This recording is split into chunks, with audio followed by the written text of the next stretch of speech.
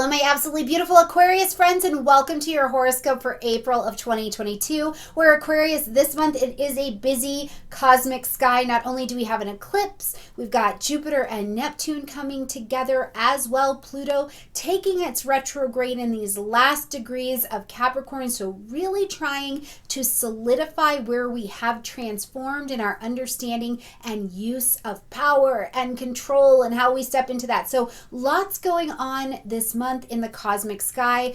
Also, a ton going on in the astro community. OPA's got their virtual and in-person conference. NORWAC is just after that. When we get into August, we've got ESAR, and I've got details about all of it in the description box down below. So if you are looking to expand your astro education or just have an experience with it, there is definitely learning and experience available. And of course, we've got all the good stuff right here on our channel as well. All right, Aquarian friends, let's get in here and see what is going on this month. And I have to tell you, I love how the month starts out. We're starting off with a new moon in cardinal fire, 11 degrees of Aries, bringing us into the month, planting seeds of intention to begin something new in the way that you communicate.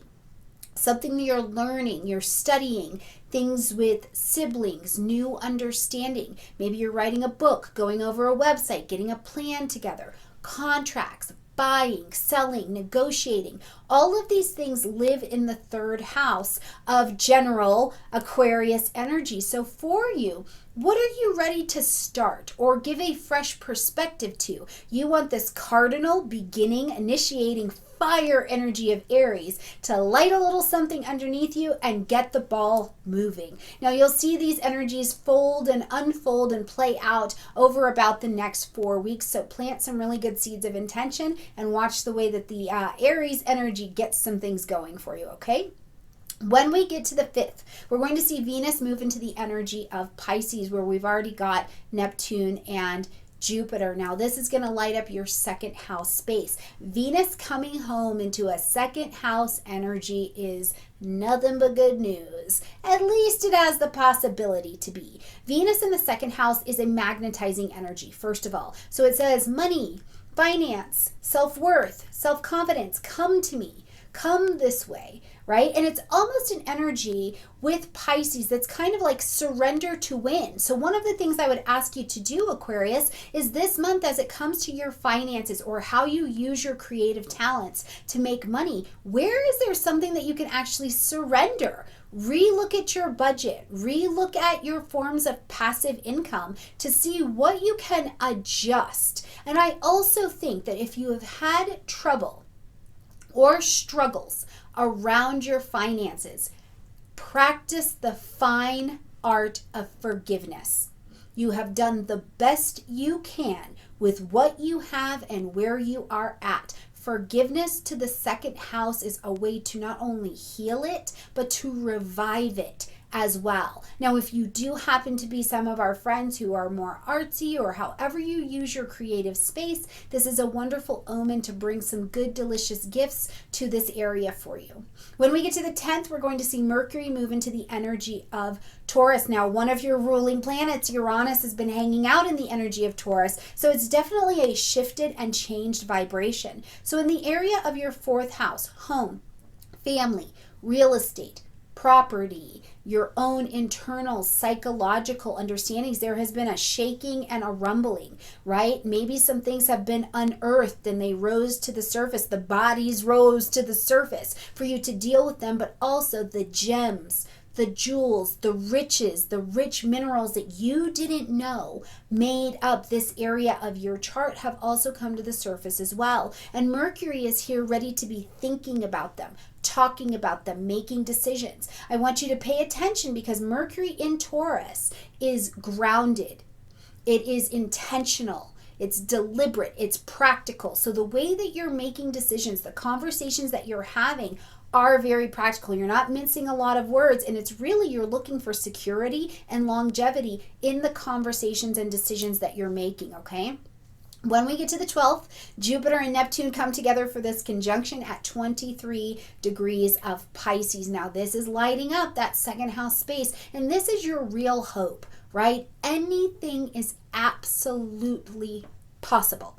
When Jupiter and Neptune get together, it's this vision, it's this like connection through the realms. It's like you reach across different realms and pull intangible ideas into your conscious space to make them tangible, and anything is possible. Now, you may also receive a little bit of reality check under this energy, because it's like, yes, anything is possible in your finances. If you want to be more financially wealthy, if you want to be more self-worth wealthy, right? Any of those things are absolutely possible. But do you have the resources in place to help you get to that vision, to help actualize it? Take it from the space of just something intangible and make it tangible in your life. So watch out for this, because truly, Jupiter and Neptune, it's a phenomenally feel-good energy, but they know no bounds. So it could almost be like a hyperinflation in some way in your money. And of course, on the global stage, we are experiencing inflation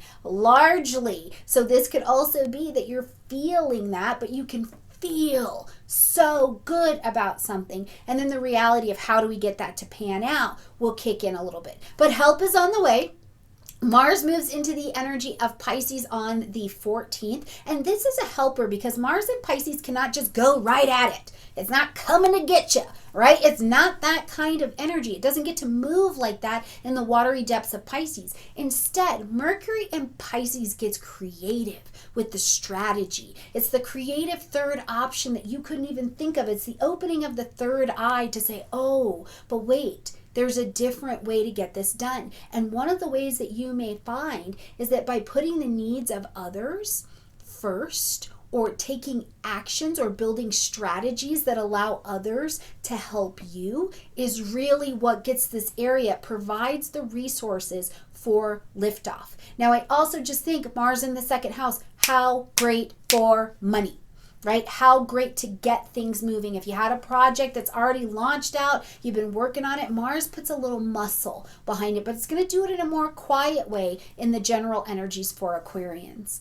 As we get to the 16th, we've got a full moon happening at 26 degrees of Libra, and this will light up your ninth house space. So now we've moved from that new moon in Aries that was lighting up the smaller mind, smaller travel, smaller details, over to a full moon that's lighting up the bigger mind, where you're expanding your horizons. We've got education and training, and we're thinking college level and above, right?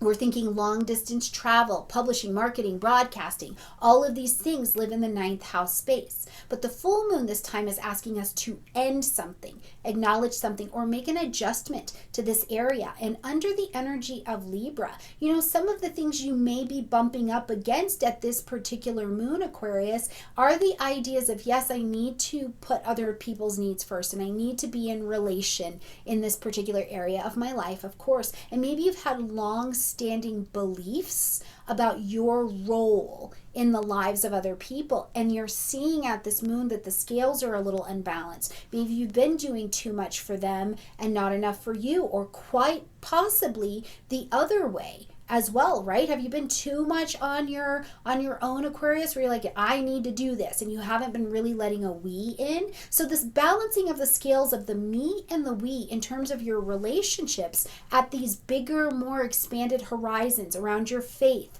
around your belief structure, maybe even things around travel. Do you have a long distance relationship in some way, or a training that you're wanting to get into, and there's a course correction that needs to happen of some variety? When we get to the 19th of the month, we see the sun move into the energy of Taurus now, bringing light, heat, life, and vitality. The home zone gets busy, right? Maybe there's lots going on with the family. This season, Taurus can just ground down. It's a fixed energy like you are, so it can ground down and just, this is mine, I'm possessive, this is mine, I'm not letting it go, right? So you may be challenged to see a little bit where some of your stubbornness is kicking in, and you need to kind of take the chokehold off of your life, surrender just a little bit. But also the questions of, what are you building? What are you maintaining? right? Does that have value for you? Are you maintaining an idea or an ideal that is not actually useful to you anymore? And during this Taurus season, you can say, well, wait, I want to build and maintain something else. You've had a sun, you've had a new moon, in Aries energy. So you're building different ideas of even your story going forward, who you are, who you've been, and what that means. So you get the opportunity to look during Taurus season at what you're ready to build in so that it has longevity and it has legacy to it. There's security in what you're building next. I think that's really beautiful. For some of you, it could be just as practical as I finally have some place to live, right? Maybe you found a place to live that's solid within your own body that you're starting to feel a little bit more comfortable. Now, for some of you too, Uranus has been in Taurus, and I keep just getting this vision, Aquarius, of broken bones. Did you break a bone? Were you hurt? And during Taurus season, you're actually feeling the strength of maybe a little bit of rebuilding. With Uranus shaking this Tauran energy, something about the home, maybe even it was quite electric, maybe even something in the neurological system. Let me know if that's you. That's kind of the picture that gets painted in the in-betweens here for me, okay? When we get to the 29th, little bit of a busy day. First of all, we're going to see Pluto come out of the pre-retrograde shadow time that it started taking in January and now enter into its retrograde at 28 degrees of Capricorn. This is going to light up your 12th house space. Now, this is not new. Since 2008, you've been working with Pluto in Capricorn energy. Now it's at the end, preparing to leave this Capricorn vibration. So you've been looking at the 12th house space, the place of faith, rest, rejuvenation, transformation, surrender, ideas, actions, attitudes that are about your own undoing, your creative talents and spaces where you have real creativity. Addiction lives over here. Secrets that we've been keeping, and some of them are secrets that you didn't even know you were keeping from yourself, right? All of these things, diseases that maybe lay dormant or you didn't know that you had them. Specialized population, I'm talking elderly. Maybe somebody's got a challenge in some way and how they're getting through the world. Babies.